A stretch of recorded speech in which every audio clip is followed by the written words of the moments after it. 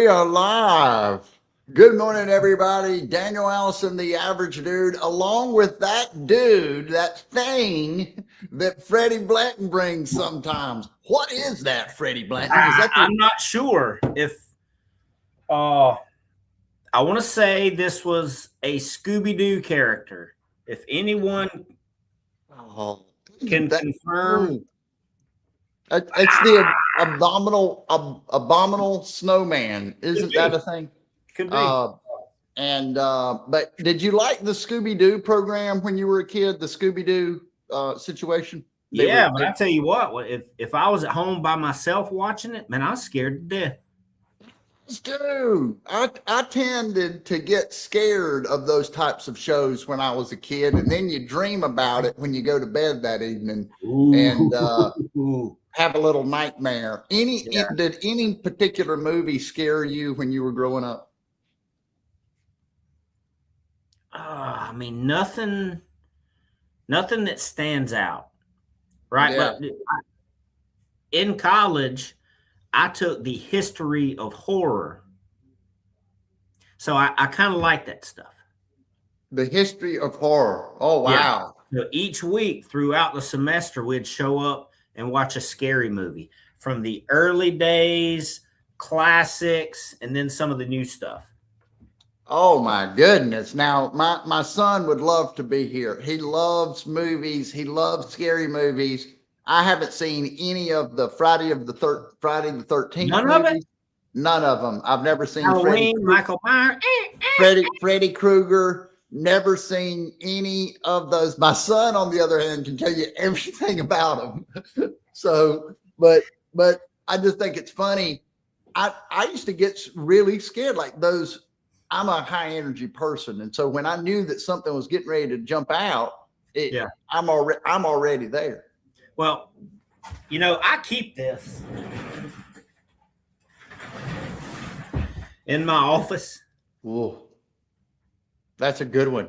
Just for when people are completely unexpecting me to walk into a dark room, stand in the corner, and when they come out and see me standing there, yeah. I can't believe I thought about this yesterday. I saw a post that said that you found your the woman you're married to, Lindsay. You worked with her, and I mean, I believe the only person that has ever liked you that has worked with you has also married you. Let me be clear. Once we became a couple, she did not enjoy working with me. Okay, I just wanted to make sure I was having trouble understanding how that worked. We haven't had any coffee. Can you do that high, big energy thing you do? You got it in you? But let me just thank you to Centos for fitting me perfect for the Centos work pants. Once Lindsay saw me in those, done it. First set, let's go. Let's go. Oh. Does the Centos person come in and actually lay the tape measure on your leg, or do they look at something like you have and just say, "Hey, we got you covered. We got you covered." You're a short leg dude. We'll bring you some shit. We find him a little something. Hey, we've got great people in the comments this morning, and hopefully they're ready to get their minds right. We've been doing it for 486 days, weekdays in a row. That's a lot of days. It is. Good morning, Aaron Jacobitz. I love the energy. Let's get it on. Let's have a great day. He wants to go hard today. Go hard. Go hard and committed. So here's the idea. I was going to actually reach out to Aaron and Paul and JK. Great to have you here with us as well. But I want to start having more folks on the bus every single day. So me and Fred, we've been pulling this sled for 486 days, and we're ready to have some extra folks in here with us. I know Freddie is, and that is top of the morning. That's exact, Joe. That is exact. Freddie's new nickname is the Specimen. The specimen. I love it. I love it. I wonder what JK's working on. Praying for a powerful one for you all. Thank you, JK. Let us know what you've got in the works. He's always working on that high tech AI stuff. He meets with people all over the world, and I've seen him doing that. So pretty cool stuff. Pretty cool stuff. You like that AI stuff too, don't you, Fred? Uh, I've noticed one of the things that you do that I don't like that you do is you take pictures pre-game before we go live of the different faces that I make. Yeah, because you go through many, many faces. I do. Yeah. And then you captured one of those ugly faces, and then I got to really look at that face. Yeah, because I take a picture and then I send it to you just to show you, wow. Yeah. Face. I know. Look at your face. Hey, look here. I was wondering where this guy was. I mean, we've done this for 486 days. If we don't have a little Joe, if I don't have a little Joe in my life, then it's not good. You need a little cup of Joe? A little cup of Joe. A little cup of Joe. I want to ask Freddie Blanton. Show them the face. All right, I'm going to show them the face. And y'all tell me, if this is a bad face, I just want to know, just tell me the truth. Let's see, we're finding Freddie. There it is. He likes to send this to me right before we go live, too. I don't know what was going on there, but I love it because you leave your camera off, and that way I don't know if you're there or not, and I'm doing my work at the computer. Maybe Correct. I'll start turning my camera off. How about that? Maybe I'll do it. I wanted to talk to you. I saw a post that you did on LinkedIn. It was somebody buying their first piece of equipment at Bobcat. Yeah. And I thought to myself, my goodness, Freddie has sold a lot of Bobcat equipment, but he's also met a lot of business owners buying their first piece of equipment, getting into business. You know the personality types. You probably know people that have made it and people that haven't made it. You know people that started out with a little piece of equipment and now they got a big piece of equipment. Yeah. So I would love for you to speak a little bit about your experience at Bobcat and the people buying Bobcats and anything that you've observed in the patterns of people. Yeah. Well, the post from yesterday, this guy originally was from New Jersey. And he was a rodeo guy. Actually moved to California to work on a farm for a while. Came back to Jersey, went to ride. Apparently in the rodeo industry, if a bull gets too crazy in the chute, hurts people, they pull the bull out.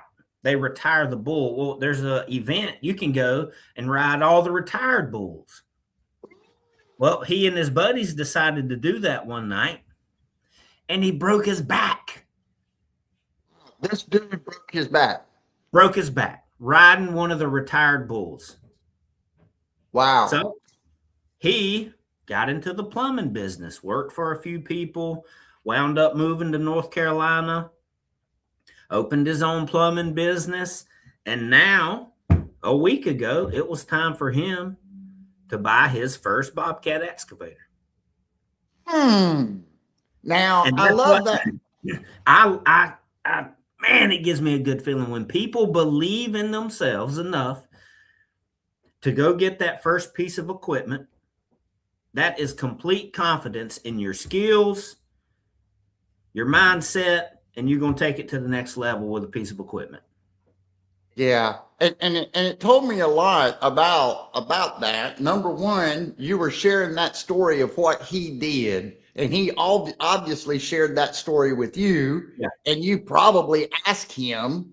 And we talk about what is sales, but you were excited telling that story. And I was excited hearing it because it's a cool story. And people do cool things. Can you hear me? And people, I've got a little delay here with you, but we end up, people do cool things They have cool stories. If we're curious about them, Joe talks about curiosity. That's what you did, isn't it? Yeah, and once he started talking about rodeo, I was thinking, man, something I've never done. Yeah. Right? I mean, you've been to a few, but somebody that's actually done it, that was I asked a lot of questions.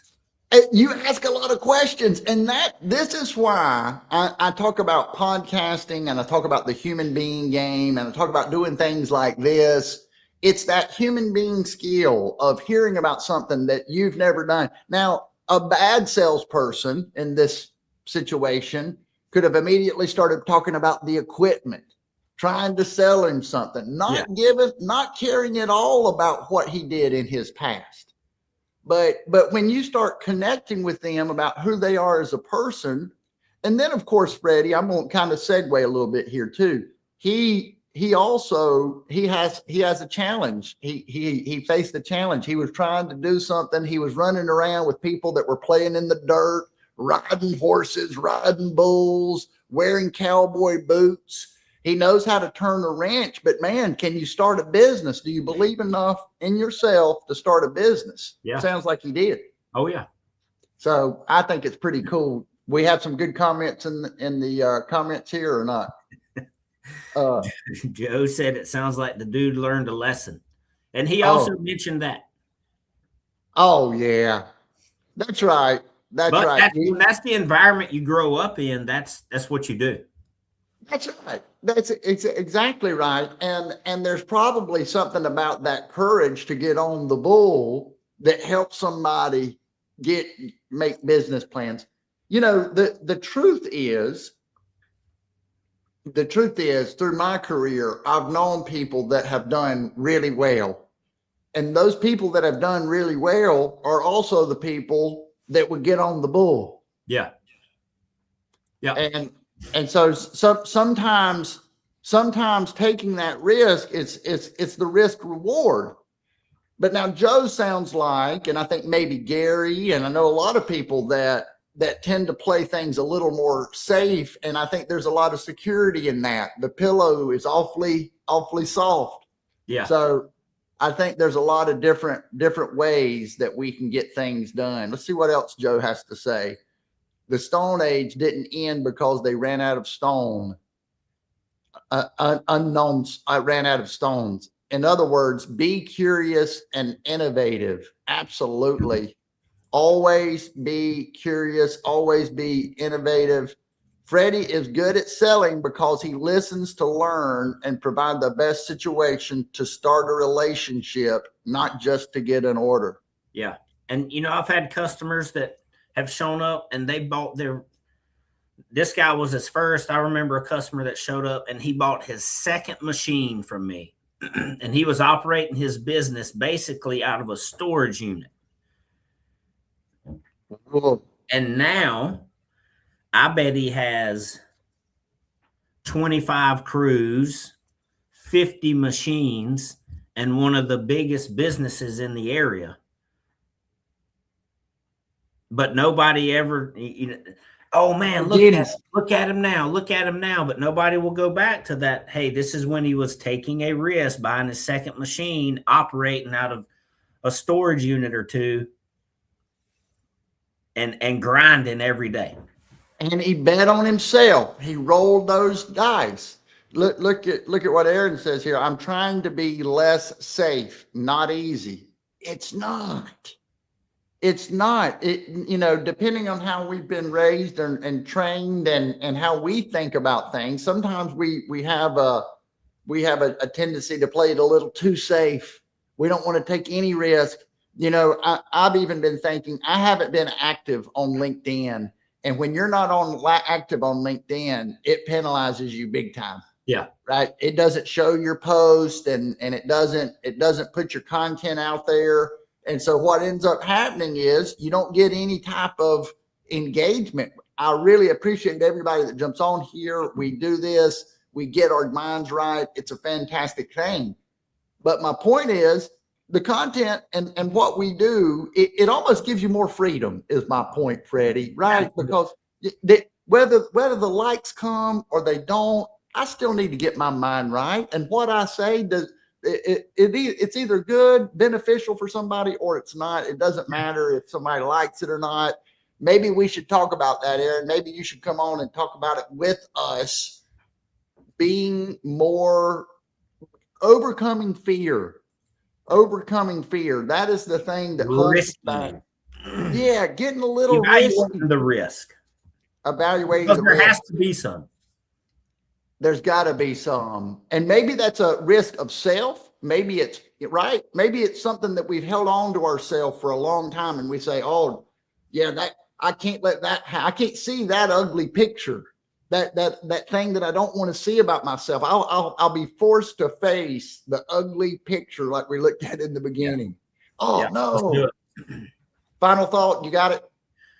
When you are presented a 50-50 opportunity today and 50% is risky, 50% may feel unsafe. Push it all in, baby. Let's go all in and have a little fun. We're going to be right back here tomorrow and we're going to do it. Let's roll. See y'all tomorrow. Thank you, folks. Bye-bye.